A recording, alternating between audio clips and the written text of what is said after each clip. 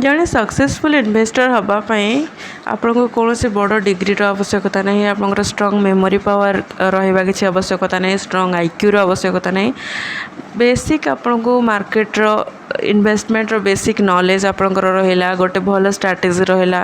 आपको इमोशन उपर कंट्रोल रहा तो आप जड़े प्रॉफिटेबल इन्वेस्टर हो पारे। ए विषय गोटे बही अच्छी द इंटेलिजेंट इन्वेस्टर जहाँ कि बेंजामिन ग्राहम लिखिं से बही बहुत बहुत बेसी इन्वेस्टमेंट आउ इन्वेस्टर मान ट्रिक अच्छी टिप्स अच्छी आप वारेन बफेट का तो ना शुणी थे वर्ल्डर टॉप 10 धनी व्यक्ति मान भर जड़े कहवा अनुसार आज पर्यंत जिते भी इन्वेस्टमेंट रिलेटेड बही लिखाई है बहीटा दी बेस्ट बुक। हाँ बहीटी पढ़िया को टे बोरिंग कौन पे बहुत लेंदी अच्छी एक्सप्लेनेशन बहुत लेंदी प्रोसेस रे कराई किंतु आपन जब बहीटी पढ़े निहाती भाव में आपन को इन्वेस्टमेंट रिलेटेड बहुत नॉलेज मिल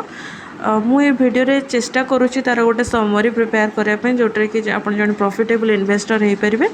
चलते आग को देखिए फर्स्ट पॉइंट हूँ इन्वेस्टर और मार्केट फ्लक्चुएशन भितर कौन रोचे रिलेशन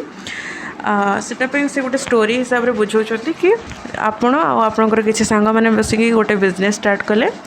आ समस्ते 1 लाख लेखा कैपिटल देते आप 1 लाख कैपिटल देते आप अन्य सांग मैंने भी 1 लाख लेखा कैपिटल देते आप जो सकाल उठिक बसिक पेपर देखुं चा पीऊँच से आपंकर जड़े सांग ना हूँ मिस्टर मार्केट से आसिकी आपको सकाल सबुदिन गोटे गोटे नुआ नुआ ऑफर देवे मूड अनुसार मूड जमी अच्छे से अनुसार सपोज आज तक मूड बहुत भल अच्छी आपको से कहे से आपको 1 लाख देदेले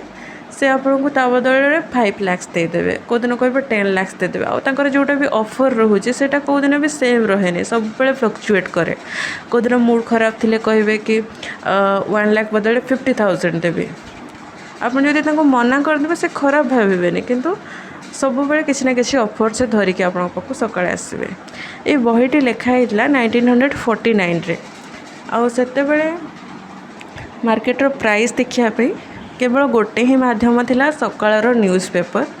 आउ दिन सारा मार्केट देखार किसी माध्यम नाला एवं जमी प्रति सेकेंड मार्केट फ्लक्चुएट करुच्ची से केवल सकाळर न्यूज़ पेपर आप जापर आप स्टॉक प्राइस कौन है तो सेतेबेले जितेबले 1949 विषय बहीटी लिखाई सेठी जी ट्रिक्स और टिप्स दिखाई गोटे दिन में फ्लक्चुएशन विषय एवं तो प्रति सेकेंड फ्लक्चुएट करुचे ना तो ये से जिनटा को बहुत भल से पालन कले कि आम प्रॉफिटेबल इन्वेस्टर हो पार। ये अथर कहते सब वैल्यू आउ प्राइस टाको बुझापी जमीक प्राइसटा हूँ ह्वाट यू पे आउ भैल्यूटा हूँ ह्वाट यू गेट सब बेले स्टॉक रे आप जो इन्वेस्ट कर प्राइस देखिए इन्वेस्ट करूँ आउ भैल्यू जमी से मिले सेटा चेष्टा करूँ। सेकेंड से कहते इन्वेस्टमेंट और स्पेकुलेशन विषय रे गोटे बहुत भल कथा से कहते स्पेकुलेशन रो डेफिनेशन से कहते जदि आपंकर थोरो एनालिसिस नहला आपंकर से प्रॉपर आप जो सेफ्टी जोटा मेन कैपिटल यूज कर सेफ न रहा आपको प्रॉपर रिटर्न न मिलला आप इन्वेस्टमेंट करुँच तो सेटा हूँ स्पेकुलेशन तार डेफिनेशन से जोटा कहते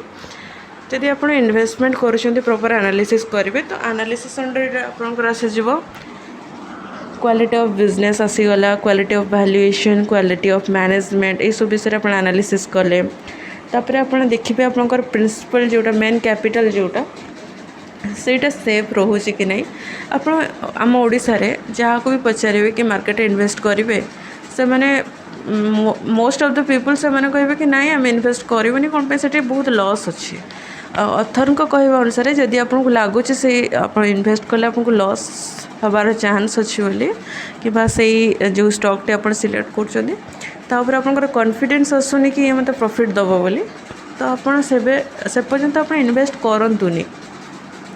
जिते आपंकर कॉन्फिडेंस आसीज कि ना मोर मेन कैपिटल एटलिस्ट सेफ अच्छे तापर प्रॉफिट हो कि ना सेटा सेकेंड प्रायोरिटी जदि कैपिटल सेफ रोचे ताले आपण से इन्वेस्टमेंट करें। अथर को कहवा अनुसार होची फर्स्ट आप चिंता करतुनि कि प्रॉफिट केमती आसो फर्स्ट चिंता करूँ कि आपको मनीटा केमती सेफ प्रॉफिट तो तापर आराम से आसीज। थर्ड टी हूँ हाँ स्पेकुलेशन विषय आप बुझीपार नुवे कि व्हाट इज स्पेकुलेशन जमती कि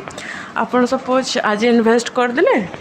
आउे टिके भैल्यू बढ़ू बढ़ू आप बिकिदेले जमती मिस्टर मार्केट आपको ऑफर टिके खाली बढ़े दौ दौ आप बिकिदेले प्रॉपर इन्वेस्टमेंट करना से कह नेक्स्ट हूँ इन्फ्लेशन वर्सेस इन्वेस्टमेंट जदि आप 100 रुपीज़ रखी आफ्टर 10 years से 100 रुपीज़ प्राइस तो 100 रु वैल्यूटा 50% कमिज माने 100 टଙ୍କା आपंकर 50 टଙ୍କା हो तो आप सब एमती जगह इन्वेस्टमेंट करूँ जोटार कि से जो 10 year गैप्टे पाखापाखि 7 to 10% जोटा इन्फ्लेशन हो बर्तमान इंडिया रे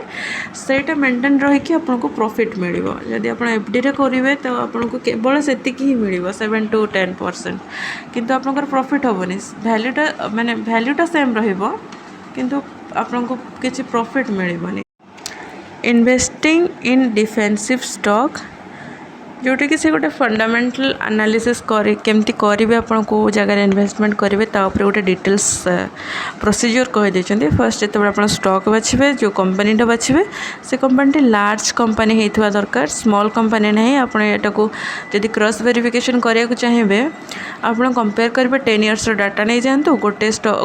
सपोज 10,000 ही नियंतु 10,000 आप MRF रे पकातु और 10,000 आप पकातु सुज लोन रे देखो आफ्टर 10 years आपंकर प्रॉफिट किए केते दउछि आप बुझिपारे तांकर ए जोटा लार्ज कंपनी इन्वेस्ट करने कहर उद्देश्यटा कौन होता है सब आप इन्वेस्ट करुँच स्टॉक टी देखिए स्ट्रॉन्ग फाइनेंशियल कंडीशन तार थी माने तार आसेटा डबल थी लिएबिलिटी टू माने 2:1 रेशियो थी और टोटल आसेट डेप्थ टू तार अधिका थी जी से लोन करठू तार आसेट अधिका थी दरकार सेमती कंपनी आप बाछे तापर तार अर्निंग स्टेबिलिटी थी लास्ट 10 years पर्यंत आप चेक करेंगे कंपनी प्रॉफिटेबल अच्छी कि नहीं जब 10 year भीतर प्रॉफिटेबल नहीं तो आप इग्नोर करेंगे नेक्स्ट कंपनी चेक करेंगे थर्ड एतकी पर्यंत साटिस्फाई है नेक्स्ट पॉइंट को जी जोटा कि 20 years है आपको से डिविडेंड दौची कि नहीं से कंपनी चेक करेंगे तापर देखिए तार ग्रोथ 10 year है केमी अच्छी से कंपनी ग्रोथ कहवा अनुसार 10 years पर्यंत जदि मोर देन 33% ग्रोथ रोचे पॉजिटिव ग्रोथ तो से कंपनी आप इन्वेस्टमेंट करेंगे नेक्स्ट पॉइंट हूँ मॉडरेट पी रेशियो रही दरकार माने करेंट जोटा प्राइस रोचे करेंट मार्केट प्राइस रोचे 3 year प्राइस जोटा एवरेज ताठू 15% अधिका भितर रहिले आप इन्वेस्टमेंट करेंगे और जब ताठू अधिका रहा तो आप इग्नोर करेंगे एतिकी पॉइंट आप देखी सारिकी जो इन्वेस्टमेंट करेंगे तापर नेक्स्ट पार्टा जो देखिए सेटा हूँ मार्जिन ऑफ सेफ्टी अर्थात सपोज गोटे मुझे एग्जांपल लेके बुझाऊँ जड़े इंजीनियर जड़े ब्रिज करुँच से ब्रिज रे 100 kg गोटे ट्रक पास करार अच्छे तो से ब्रिज कैपेसिटी तो 100 ही रखिए ना से 300-400 रखिए कौन पे बेले बेले ओवरलोडेड ट्रक आसीपे तो सेटा जमती आप जो स्टॉक टी किणुंट आप कैलकुलेशन अनुसार सपोज तार वैल्यू 100 है तो आप 100 उपरे कि एक्जाक्ट 100 किणवेनी टी तले कि सेटा आपणकर प्रॉफिटटा बेसी भल जेनेट करके दे पार जदि आप सब रूल को भल से फॉलो करेंगे भल से बुझिकी फॉलो करेंगे निहाती भाव में जो पोर्टफोलियोटा करेंगे एमतीका highly fundamentally strong stock 5 to 10 जदि आप पोर्टफोलियो रहीगला लॉन्ग टर्म रे आपको बहुत भल प्रॉफिट हम आदि आप समय अच्छे बहीटी भी पढ़ी पारे आप भल से बुझी भिडियो भल लगी भिडियो लाइक करेंगे चैनल को सब्सक्राइब करेंगे थैंक यू सो मच।